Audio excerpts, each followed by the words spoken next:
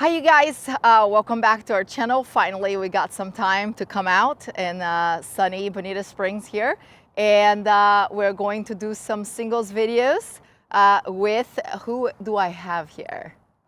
Hello everyone, my name is Federico Staksrud. Can you say that again? Federico Staksrud. There you go, you got it? Okay, good. Simone says that I'm a single specialist. I think I'm more of a double specialist, but we'll see. But yeah, well, I'm excited to be here with you and say some drills for everyone. All right, sounds good. And we'll see his double skills later. All right, Federico, so what are the 4 most important skills for singles? Okay, so in my opinion, I believe it's the serve, the return, third shot selection, and the volleys, of course. Okay, so with that, we're gonna go over those 4 skills. All right, so the first one is the serve. In my case, I'm looking for depth because I don't have a spin serve. Other people have spin serve, the ball is gonna bounce, it's gonna get more speed, but in my case, not. When I'm hitting the serve, the ball bounces and it slows down. So all I'm looking for is depth on the ball. So I wanna get a really good hip rotation when I'm serving, and sometimes you can even end up in the court.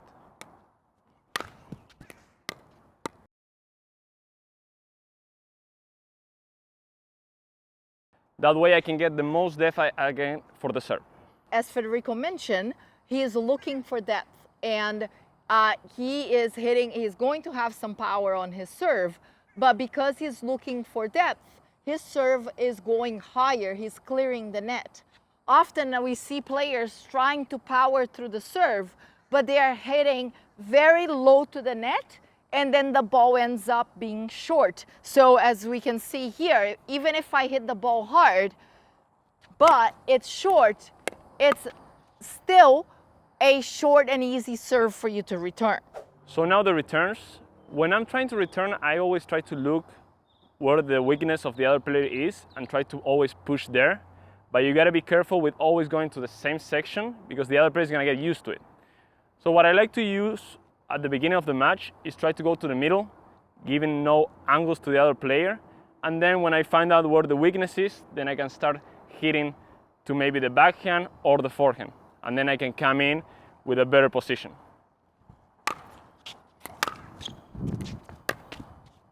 So that will be a middle return. She had no angle to pass me, so I can get a really nice and easy volley on the third ball. I think it's kind of similar to the serve as well. If you have too much power on your return and you're looking to come in, the tendency is that you're not gonna get yourself enough time to come in. You're not going to get very far because the ball will travel quicker, and then your opponent can just take that ball early, and now it's easier to get past.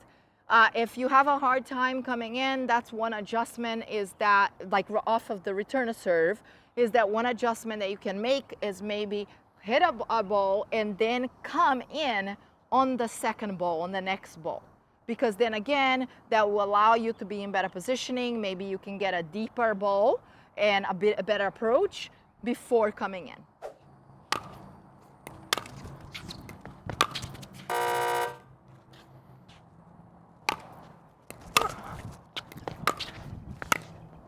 Nice. All right, so there you see in the first one, I was really late on the split step, so I was out of position. I couldn't get to the volley. And the second one, I did the split step on the right position, in the right time, and I could get to the volley in a better way. That's super important to get a good timing out of the ball. If you're not getting timing, that might be the problem. So you gotta always make sure you return, do the 1-2 steps, get the split step, and then hit the volley in a good position.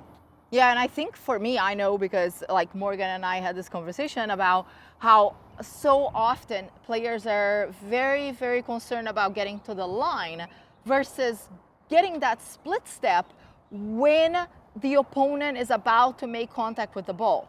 Because that timing is so important. Because if you get concerned, like I was so concerned about getting to the line, then your timing is off and now you're splitting and then the ball is already coming your way. So that adjustment made a big difference. Now, in that case, often we are not going to be able to like if you are Federico, you will be at the line. But if you are more like me, you may not be able to get there, and then your split step ends up being here. And that's okay, because again, you don't want to sacrifice missing that volley or getting past, and that's what was happening to me. Yeah. All right, so when it comes to the third shot, we have a lot of options, right? We're gonna serve, and then we're gonna see where the return goes. If it's a short return, you can maybe attack, but you gotta be careful. If it's really low, you're gonna have to drop it, okay? You don't wanna be attacking balls that are low, driving it, because then it's gonna be an easy volley for your opponent, okay? The other option is that if you're gonna serve well and the returner decides to stay, then you don't need to go for a huge shot for a really powerful ball. You can go for an easy slice or an easy ball and then come in a more comfortable way.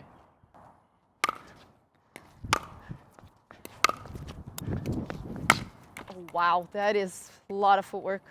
I lost that one. So the biggest difference here is that not everybody is, of course, returning and coming in. And so that's where you got to be aware of court positioning and what is happening in front of you. Often I feel like people just hit the ball because they decided that that's what they're going to do, and they don't change as the point is happening. So if my opponent stays back, you probably, if you're thinking, okay, I'm gonna drop this ball, I'm gonna create this amazing angle, but you don't need to if they don't come in. So you have to be willing to adapt. So it's really important to see where the return is landing. If it's landing short, that means we need to be aggressive, but being aggressive doesn't mean that we have to hit the ball as hard as we can. It could be aggressive with a good drop, moving the other player to the sides.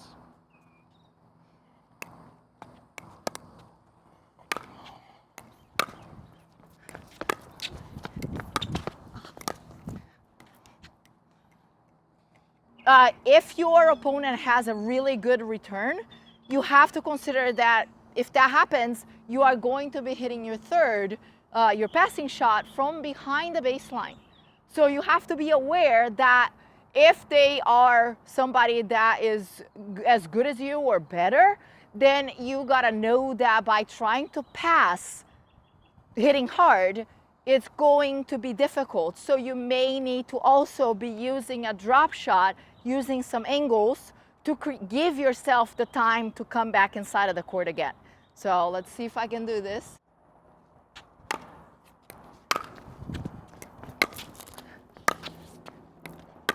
That was really nice. But what it does, by you, because you are behind the baseline, by creating that ball that is a little bit loopier, a little bit more, so some of the guys like to do with a slice, top spin as well. What happens is that it's kind of the same theory as in singles, that if you do a drop shot, it's giving you the time to come inside of the court. And again, no different than in doubles, whoever is at the line has the advantage. Singles is very often, it's played in the baseline by the lower level players. And the main reason is because they don't know when to come in and what to do when they do come in. So think about eliminating that fear of coming in. You're just gonna have to be a little bit more selective on what you do.